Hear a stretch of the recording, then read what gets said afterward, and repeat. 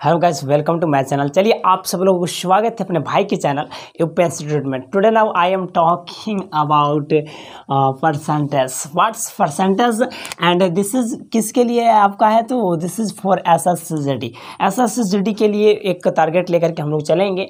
और अगर आप इस वर्ष एग्जाम देने वाले हो या फिर अप्लाई किए हो एसएससी का अभी तक नहीं किए हो तो प्लीज़ जा करके कर लीजिए जितना जल्द हो सके। अगर आपका एज हो चुके हैं और 10th क्वालीफाई हो तो ठीक है। लेकिन चलो इससे पहले मैं बात करूँ तो परसेंटेज। अब यहाँ पर देखने वाली बात है कि सभी बच्चे देख सकते हैं जो आप पढ़ रहे हो या फिर अन्य कॉम्पिटिटिव तैयारी कर रहे हैं, बिकॉज क्योंकि परसेंटेज एक ऐसा टॉपिक है मैथ का जो कि लगभग कॉमन होता है ना, हर जगह पे इसका जो है वैल्यू है और इसके जरिए प्रश्न पूछे जाते हैं। सो आप परसेंटेज को क्या करेंगे, बने रहिएगा हमारे साथ और परसेंटेज के बारे में समझेंगे पूर्ण रूप से। तो अब देखिएगा यहाँ परसेंटेज का हिंदी वाक्य क्या होता है, प्रतिशत होता है। क्या होता है? प्रतिशत। आप सब लोग जानते हो प्रतिशत, राइट। अब यहाँ पर थोड़ी सी हम लोग इसका बेसिक समझेंगे, इसके बाद फटाफट से हम लोग अकॉर्डिंग टू क्वेश्चन को भी देखेंगे, ठीक है। सभी क्वेश्चन को मैं दिखाने वाला हूँ आपके साथ, जो आपको प्रश्न मैं सॉल्व कराने वाला हूँ, जो आरआरबी एनटीपीसी सारे एग्जाम से रिलेटेड जो प्रश्न पूछे जाते हैं एसएससीजीडी के लिए, वो सारे का सारे मैं आपको हूबहू कराऊंगा। तो यहाँ पर सबसे पहले देखेंगे प्रतिशत। ठीक है, प्रतिशत का सिंबल क्या होता है तो आप सब लोग जानते हैं ना, बिल्कुल जानते ही होंगे। आप यहाँ तक जब आ चुके हो पढ़ करके तो प्रतिशत का सिंबल बिल्कुल जानते हो। इसे हम लोग क्या कहते हैं? प्रतिशत। परसेंटेज क्या है? परसेंटेज है, इसका सिंबल है, राइट। प्रतिशत। प्रतिशत क्या होता है? प्रति। देखिए आप ध्यान से देखिएगा, प्रति प्लस शत को मिला करके प्रतिशत बना है। प्रति प्लस शत शब्द को मिला करके प्रतिशत बना है, जिससे हम लोग क्या बोलते हैं? परसेंटेज कहते हैं, राइट। चलो अब यहाँ पर समझेंगे प्रतिशत का मतलब होता क्या है। देखो गाइस, थोड़ा ध्यान से देखना। प्रति का मतलब देखो यहाँ पे सबसे पहले देखेंगे, जैसे किसी भी चीज़ का 4% की अगर वैल्यू हम कर लें कि 4% की बात अगर कर लेते हैं सपोज दैट, तो 4% क्या है तो 100 में 4 होगा। 100 में कितना होगा? 4 होगा। मतलब 100 का जितने भी भाग है उसका वो परसेंटेज कहलाता है। जैसे फॉर एग्जाम्पल 4% मतलब क्या हुआ? 4/100 हुआ, यानी कि 100 का चौथा भाग। इससे हम लोग बोलते हैं 4%, राइट। अब 25% की अगर बात करें तो 25% क्या होती है? 25/100, यानी कि 100 में कितना भाग? 25 भाग। 100 में कितना? 25। ये आपको क्या कहलाता है? परसेंटेज कहलाता है। समझ गए? एक चीज़ और ध्यान से देखेंगे, जैसे कि मान लो आपको बीच में आता है 5%। आप बेसिक थोड़ा सा है और इसके बाद आपको सारे हूबहू क्वेश्चन कराऊंगा, बस बने रहिएगा हमारे साथ, जो कि आपको प्रीवियस ईयर्स में पूछे गए प्रश्न को ही आपके पास लाऊंगा। यहाँ पर देखेंगे 5% का मतलब क्या हुआ, तो 5% क्या हुआ? 100 का 5वां भाग, है ना। 100 में कितने? 5। 100 में कितने? 5। जैसे कि टोटल कह सकते हैं हम लोग 5 कितना 100, यानी कि टोटल 100 है तो 100 में कितना? 5। इसको 5% कहेंगे। 25 का मतलब क्या हुआ? 100 में 25, राइट। इस तरीका से जो है आपको परसेंटेज होता है, राइट। यहाँ तक समझ चुके होंगे। आगे मैं बताऊंगा, थोड़ा सा गौर कीजिएगा कि यहाँ पे प्रतिशत जिसे हम लोग परसेंट बोलते हैं ना, इसका मतलब क्या होता है? परसेंटेज का मतलब क्या होता है? 1/में कितना हो जाता है? 100 होता है। 1 और बटा में कितना होता है? 100। सपोज दैट आपको लेकर के चलना है, जैसा कि मान लेते हैं हम किसी को अगर कहना है 25% लिखा गया है, तो 25% क्या होता है कि 25 × 1, 25 × 1 इज इक्वल टू क्या होता है? 25 और बटा में कितना कहते हैं हम लोग? 100, है ना। यहाँ पर हम लोग परसेंट जब रिमूव करते हैं तो नीचे क्या दिया मैंने? बटा में 100, यानी हम कह सकते हैं कि 1 इसमें से निकाल लिए कॉमन और यहाँ 100, यही थी आपका ना। तो ये चीज़ में हम लोग कह सकते हैं कि परसेंट के स्थान पर हम लोग 1/100 कह सकते हैं, राइट। यहाँ तक समझ के चलो आगे हम देख लेंगे। थोड़ा सा गाइज हमारे साथ बने रहिएगा, आपको बहुत सारे प्रश्न से कराऊंगा। अब यहाँ पर देख सकते हैं हम लोग कि थोड़ा एक क्वेश्चन ले लेते हैं, सब एकदम नॉर्मल क्वेश्चन। 4 जो है 5 का कितना प्रतिशत है? कह सकते हैं ना, 4 जो है 5 का कितना प्रतिशत है। अब यहाँ पर समझना थोड़ा सा गौर से, ठीक है। 4 है 5 का कितना प्रतिशत, यहाँ समझेंगे हम लोग। 4 जो है 5 का कितना प्रतिशत, यहाँ सवाल को डिफरेंट बहुत सारे होते हैं। 4 5 ऐसे भी पूछा जा सकता है कि 4 5 का कितना 4 5 से कितना प्रतिशत कम है ना, कह सकते हैं। तो यहाँ पर सवाल जो है आपका बहुत ज़्यादा क्या हो जाता है? डिफरेंट हो जाता है। बट यहाँ पे हमें करना है कि 4 5 का कितना प्रतिशत है, तो हम लोग इसको निकालते हैं। ऐसे भी आप सब लोग एक प्रश्न सिंपल में देता हूँ, जैसे कि आपको बताया होगा 500 का 20% ज्ञात करें। बच्चे में ये सवाल जो है ना बहुत पढ़ाए जाते हैं बार बार, और बच्चों को मज़ा आता है इस चीज़ को बार बार लोग पढ़ते हैं। कैसे बनाते हैं हम लोग देखेंगे। 500 का 20 और ये % के लिए बट्टा में हमने कितना दिया 100, तो यहाँ पर 2 0 2 0 काट देते हैं। अब इसके लिए हम लोग यहाँ पे कर लेते हैं 5 दूनी के 10 है ना, सॉरी 5 दूनी के 10, अब एक 0 था 100 हुआ। यानी कि 500 का 20% कितना होता है 100 होता है। कितना होता है 100 होता है। लेकिन हमें यहाँ वो चीज़ नहीं बताना है, हमको बताना है 4 जो है वो 5 का कितना प्रतिशत है। तो ध्यान से थोड़ा सा समझेंगे इसको। यहाँ पे देखेंगे कि इसको प्रश्न को देखिएगा कौन किससे है, तो 4 कितना का 5 का, यानी कि टोटल हमको इसमें कितना पड़ रहा है 5। अब यहाँ पर ये चीज़ नहीं कर रहा है 100वां भाग, क्योंकि आप यहाँ पे देखो ऐसे हम लोग बताए कि 4% बराबर क्या होता है 100वां भाग में से 4 होता है ना। लेकिन यहाँ पर टोटल आपको 100 कौन है 5 है, क्योंकि टोटल की बात की जा रही है 5, तब 5 आपको मान लेना है। तो इसलिए आपको 5 जो है नीचे लिखना है। कैसे बनाओगे इसको देखेंगे। 4 और बट्टा में क्या लिखेंगे 5 लिखेंगे, 4/5। और इसमें परसेंटेज के लिए हमको कितना से गुना करना होगा 100 से गुना करना होगा। ये गुना किस लिए किए हम लोग प्रतिशत, 100% के लिए, समझ रहे हो ना। यहाँ पर जब हम लोग प्रतिशत करेंगे 100% से गुना इसमें करते हैं, तो प्रतिशत लाने के लिए हमने किया प्रतिशत से गुना। अब 5 से काटेंगे तो कितने बार में 20 बार में कटेगी है ना, 20 25 100 और 4 दूनी 8, यानी कि 20 चौके 80% कह सकते हैं। अब यहाँ पर समझ गए हम लोग 4 जो है 5 का कितना प्रतिशत है 80% है। 5 का टोटल हमको यहाँ पर क्या हो रहा है 5, तो 5 का 4 कितना % आ गया 80%। समझ गए। चलो बहुत बेसिक तरीके से समझेंगे, थोड़ा वीडियो जो लंबा होगी आपको, चूंकि मैं बेसिक दे रहा हूँ इसलिए, तो समझते रहेंगे और पूरी तरह से हम लोग सारे का सारे चीज़ों को समझेंगे। इसके बाद जो है टोटल फार्मूला इसमें समझेंगे और साथ में आपको प्रीवियस ईयर्स का क्वेश्चन का भी इसमें सॉल्व करेंगे। बस हमारे साथ बने रहिएगा, ठीक है। एक प्रश्न और मान लो इसी के जैसा एकदम डिफिकल्ट हो जाएगा, ठीक है। डिफिकल्ट इसी के जैसा एकदम चेंज रहेगा आपके पास। क्या कह दिया जाए कि 4 5 से कितना प्रतिशत कम है। सपोज दैट इसी में देख लीजिएगा 4 5 से कितना प्रतिशत कम है। अब देखिए आपका सवाल चेंज हो गया है। 4 5 का कितना प्रतिशत है, तब हमने क्या किया 4/5 टोटल लिखा और प्रतिशत बदलने के लिए 100 से गुना कर दिया, आ गया हमको 80%। बट यहाँ पर कहता है 4 जो है 5 से कितना प्रतिशत कम है। 4 और 5 में डिफिकल्ट, इसमें देखना है हमको 4 जो है अपने आप में एक 100 है। सपोज दैट 4 जो अपने आप में क्या है पूर्ण रूप से है, और 5 भी अपने आप में क्या है एक 100 है। तो यहाँ पर हम लोग बात कर लेते हैं कि 4 जो है 5 से कितना प्रतिशत कम है। तो कम के लिए हमको इसमें देखना है डिफिकल्ट, दोनों का अंतर देखेंगे। 4 है 5 के बीच में अंतर आप देख लीजिएगा कितना हुआ। इसमें 4 से कितना है ज़्यादा है तो 1, और या 5 से कह सकते हैं कि 4 कितना कम है तो 1 है। कितना कम है 1। तो इसके लिए हमको कुछ नहीं करना, ऊपर में लिखेंगे 1 और नीचे जो कि आपको 5 से कम ना, तो नीचे लिखेंगे टोटल वाली 5। राइट। अब यहाँ पर समझ गए। अब इसमें हम लोग को बात करना है कि प्रतिशत बताना है कि कितना प्रतिशत कम है रे बाबू। तो प्रतिशत के लिए हमको गुना करना होगा 100% से। कितना से गुना करना होगा 100% से। समझ गए।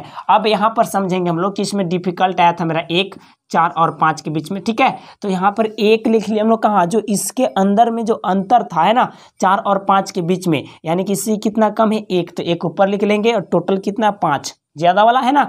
अब यहाँ पर क्या करेंगे 100% से गुना करेंगे, तो 5 से काटेंगे तो 5 10 20 25 100 कट जाएगी, और 20 गुनाई करेंगे तो 20 से कम 20%। हम लोग कह सकते हैं अब यहाँ पर कि जो 4 जो है 5 से कितना कम है 20% कम है। 4 5 से कितना कम है रे बाबू 20%। समझ गए मेरे दोस्त आप सब लोग। चलिए हम लोग फ्रेंडली मिल करके बातें करेंगे और वीडियोज़ में हम लोग बने रहेंगे। मैंने देखिए कुछ क्वेश्चन नोट किया बिकॉज क्योंकि मेरे पास जो है डिजिटल बोर्ड नहीं है कि मैंने बस ऐसे किया और आपके बीच में क्वेश्चन आ जाएगी, तो मुझे कहीं ना कहीं कुछ कॉपी का पेज पर पन्ने पर करना पड़ता है इसके लिए, ठीक है। चलो उससे पहले मैं एक और बात कर लेता हूँ AB फार्मूला की। थोड़ा सा इसको समझ गए आप, नहीं तो आप वीडियोज रोक करके देख लीजिएगा, स्क्रीन ले लीजिएगा, समझ में आ जाएगा। इसके बाद मैं बात कर लेता हूँ आगे। AB फार्मूला जो होता है AB फार्मूला, जिससे आप समझोगे A + B + AB बटा में 100 होता है, यही आपका AB फार्मूला है। अब यहाँ पर गौर करना है आपको। AB क्या हुआ यहाँ पर देखो, आपको जो है भाव का केस आएगा या फिर डबल चीज़ें आ जाती है ना। किसी भी चीज़ का प्राइस घट कर फिर बढ़ जाना है ना, तो वहाँ पर जो है आपको इस स्थिति में जो परसेंटेज के लिए बात किया जाए तो हम लोग का AB फार्मूला का इस्तेमाल करना है। आप यहाँ पर देखेंगे A और B अंतर हो गया, और A + B + AB और बटा में कितना है 100। आप ध्यान देंगे 100 और इसमें प्रतिशत कहेंगे हम लोग। अब यहाँ पर देखते हैं कि देखिए जब वृद्धि होगी, थोड़ा सा गौर करना होगा आपको कि जब इसमें वृद्धि होगी किसी सवाल पर, जैसे मान लीजिए कोई कहता है कि एक बुक की दाम में 20% वृद्धि कर दी गई है, समझ गए, 20% वृद्धि कर दी गई और इसके बाद फिर से 10% कम करके बेच दिया गया, समझ रहे हो ना। एक किताब की कीमत में 20% या शर्ट की कीमत में जो भी है कीमत में 20% वृद्धि कर दी गई और वृद्धि करने के बाद फिर से 10% उसमें क्या कर दिया गया, लेस कर दिया, माइनस कर दिया गया। तब जाकर आप बताइए कि उस पर्सन का कितना प्रॉफिट हुआ, कितना प्रतिशत या कितना प्रतिशत हानि हुआ या लाभ हुआ, प्रॉफिट एंड लॉस, समझ रहे हो ना। तब हमको यहाँ पर बात करना होता है। तो यहाँ पर देखिए डबल चीज़ें आ जाती है। एक बार वृद्धि हुई 20 है ना, तो जब वृद्धि होगी यहाँ पर ध्यान दीजिएगा थोड़ा सा, जब भी वृद्धि होगा तो क्या में होता है, प्लस में होता है। क्या में होता है, प्लस में होता है। वृद्धि का मतलब ऐसे भी आप लोग जानते हो क्या होता है, वृद्धि अगर हो, वृद्धि हो तो क्या रहेगा, वो प्लस में रहेगा, ठीक है। जैसे मान लीजिए इसमें 20 वृद्धि हुआ है, 20 ज़्यादा बढ़ गया है तो हमको 20 जो लिखेंगे हम वो प्लस में रहेगा, राइट। लेकिन अगर मान लो किसी चीज़ का वस्तु में गिरावट आएगा उसका अति प्राइस में, तो हम लोग को वहाँ क्या हुआ, कमी हो रही है, कम हो रहा है, यानी कि हम लोग कहेंगे अगर कमी अगर हो तब उस स्थिति में क्या लगाएंगे हम लोग, माइनस लगाएंगे, राइट। यहाँ तक तो ये बिल्कुल आप समझ रहे हैं कि वृद्धि होगी तो प्लस और कमी होगी तो माइनस, क्लियर है। तो इस फॉर्मूला के माध्यम से हम लोग इसी को पढ़ेंगे जब आगे आप प्रश्नों को देखोगे, जो कि आपको बहुत ज़्यादा डिफिकल्ट उसी टाइप का प्रश्न बच्चों को होती है, ऐसे सिंपल वाले तो सभी लोग कर पाते हैं ना। चलिए मैं यहाँ तक, चलिए अब मैं आपके बीच में कुछ और फार्मूले की बात कर लूँ, इसके बाद से फिर ये भी फार्मूला आप इसे नोट कर लेंगे। इसके बाद आपके बीच में मैं कॉपी से जो है कुछ प्रश्न जो है VVI का किया है उस चीज़ को हम लोग लेके चलेंगे, लेकिन उससे पहले समझ लेते हैं यहाँ पर, चलो कुछ और थोड़ा सा जो कि बेसिक चीज़ें जान लेना है हमें, वो है आपके बीच में, जैसा कि आप सब लोग जानते हो। तो चलो अब यहाँ पर हम लोग देख लेते हैं सबसे पहले कॉस्ट प्राइस, जिसको आप CP कहते हैं ना, COAST, कॉस्ट प्राइस। इसको शॉर्ट में क्या बोलते हैं हम लोग, CP बोलते हैं। व्हाट, क्या बोलते हैं भाई, CP बोलते हैं, समझ रहे हो, CP बोलते हैं। इसका मतलब क्या होता है, क्रयमूल होता है। आप सब लोग जानते हो क्रयमूल क्या होता है, क्रयमूल होता है, राइट। इसी तरीका से अगर बात कर लेते हैं आगे हम, तो यहाँ पर एक होता है सेलिंग प्राइस, ठीक है, सेलिंग प्राइस का इसको शॉर्ट में SP बोलते हैं, SP, ठीक है। SP इज इक्वल टू क्या होता है, तो विक्रयमूल होता है, विक्रयमूल होता है, क्या होता है, विक्रयमूल होता है। आप समझ रहे हैं ना, थोड़ा सा समझेंगे है ना, यहाँ पर राइटिंग पर गौर मत कीजिएगा, समझने के प्रयास कीजिएगा। तो कॉस्ट प्राइस का मतलब क्या होता है, CP होता है, और सेलिंग प्राइस का मतलब क्या होता है, SP होता है। इसी तरीका से हमारे साथ में एक आता है प्रॉफिट, क्या आता है, प्रॉफिट, PROFIT, प्रॉफिट का मतलब क्या होता है, लाभ होता है, व्हाट, लाभ होता है, ठीक है। अब इसी तरीका से एक बात करते हैं LOSS, लॉस का मतलब क्या होता है, हानि होता है, हानि होता है। तो अब यहाँ पर देखेंगे हम लोग के बीच में जो है कैश बहुत सारी चीज़ें आती है, जैसा कि कॉस्ट प्राइस हो गया, सेलिंग प्राइस हो गया, यहाँ प्रॉफिट एंड लॉस हो गया।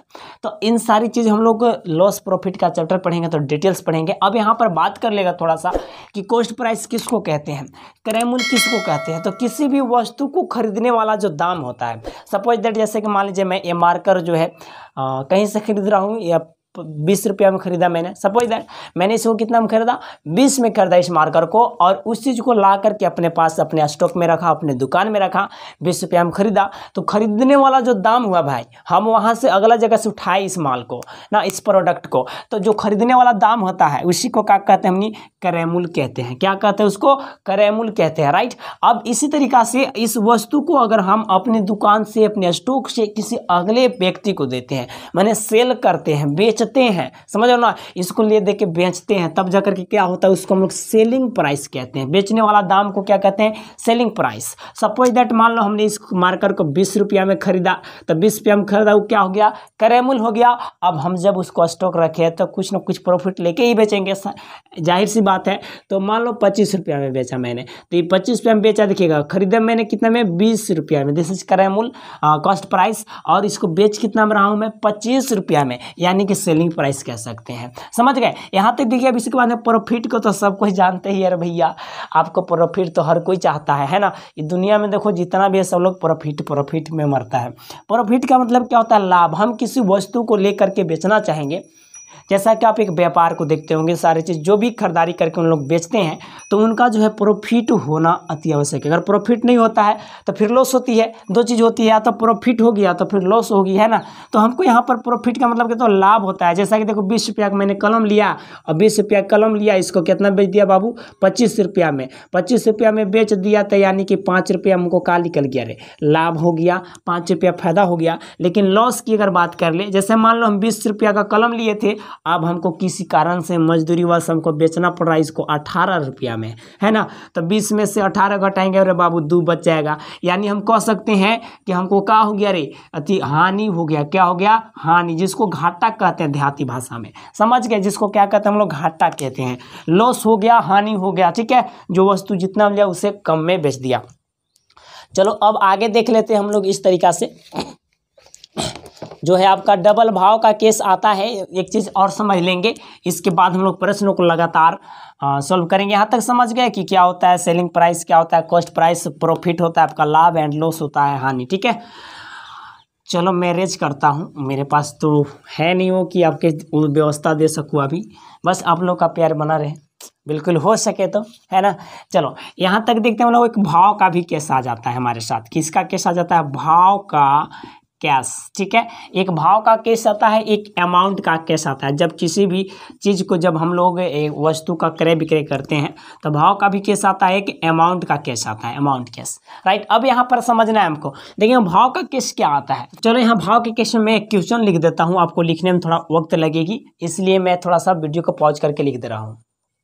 चलो गाइज, यहाँ पर हमने प्रश्न को लिख रखा है भाव के केस वाले। जैसा कि आप यहाँ देख पाओगे कि 15 वस्तु का क्रय मूल्य, है ना, 15 वस्तु का क्रय मूल्य 20 वस्तु के विक्रय मूल्य के बराबर है। अब यहाँ पर देखना, मैंने किसी भी चीज़ का प्राइस का नाम नहीं लिया है, आपको यहाँ पर किसी तरह का प्राइस नहीं दिया है कि 500 में, 1000 में, 10,000 में, जो भी है, कितने में मैंने 15 वस्तु खरीदा, कोई प्राइस नहीं दिया मैंने। बस यहाँ पर देखना भाव का केस यही होता है, आप समझोगे थोड़ा सा।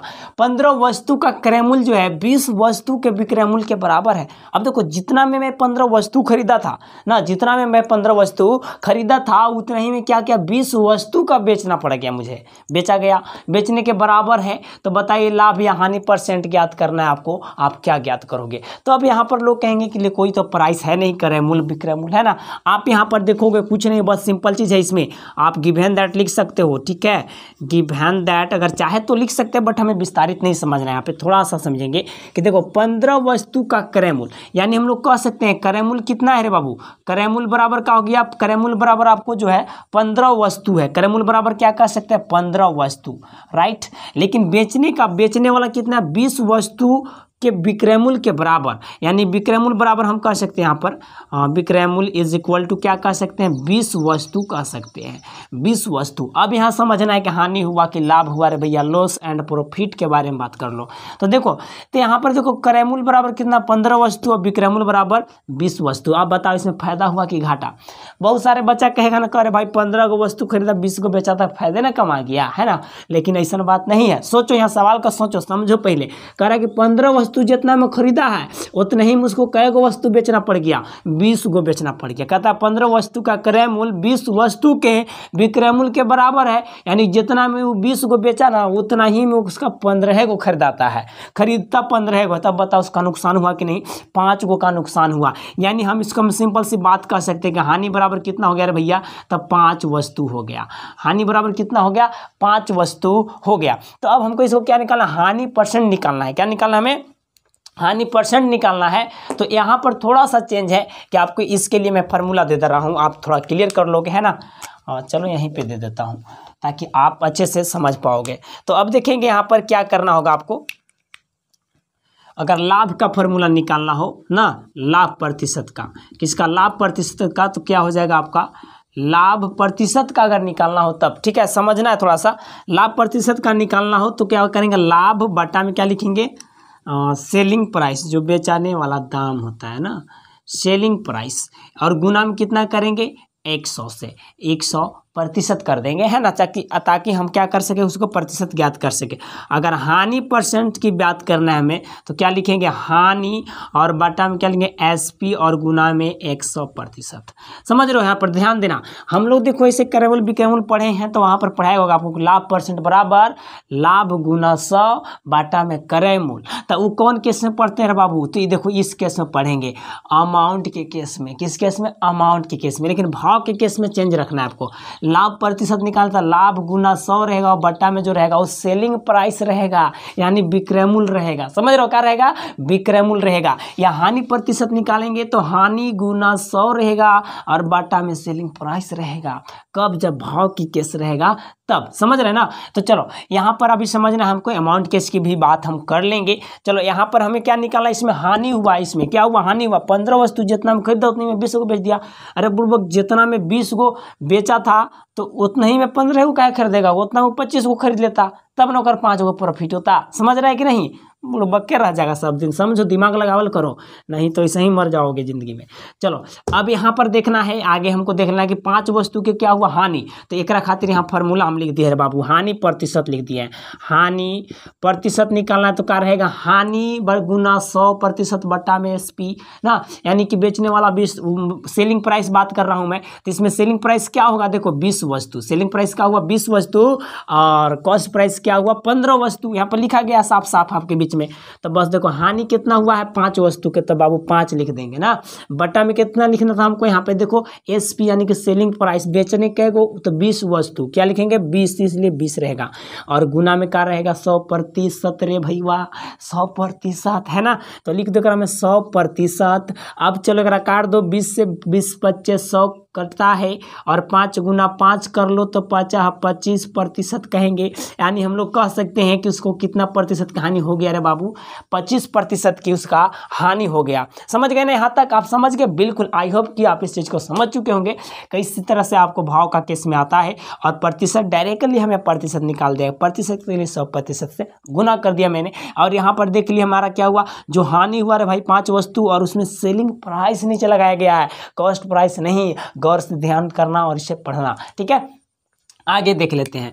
तो ये आपका किस चीज़ के लिए हुआ, जब आपको भाव की केस में होगा। लेकिन अमाउंट की केस में होगा तब क्या फार्मूला आता है, चलो मैं यहाँ पर आपको दे देता हूँ अमाउंट की केस वाले फार्मूला। तो क्या आता है, लाभ प्रतिशत बराबर क्या जानते हो, लाभ गुना 100 बाटा में क्रय मूल, यही जानते हो ना, यही चीज़ पढ़े होगे तुम लोग, मुझे मालूम है। चलो दिख रहा है ना। और यहाँ पर अगर बात कर लेता हूँ हानि प्रतिशत बराबर, तो क्या होता है, हानि और गुना में 100 और बाटा में सीपी, जिसको कहेंगे कॉस्ट प्राइस, क्रय मूल। समझ रहा है ना, क्या कहेंगे, इसको क्रय मूल कहेंगे। ये आपका अमाउंट के केस में आता होगा। जैसा कि आप क्या करते होंगे कि 50 रुपये, मान लीजिए किसी भी चीज़ का क्रय मूल हो गया 400 रुपये, सपोज दैट, इसको रिमूव कर दूँ। आपको यहाँ तक दिखाई दिया 25%, चलो दिखाई दे रही है ना। चलो मैं इसको रिमूव करता हूँ। तो यहाँ पर समझ चुके होंगे, वीडियोस को पीछे भी करके आप देख सकते हैं, चेक सकते हैं।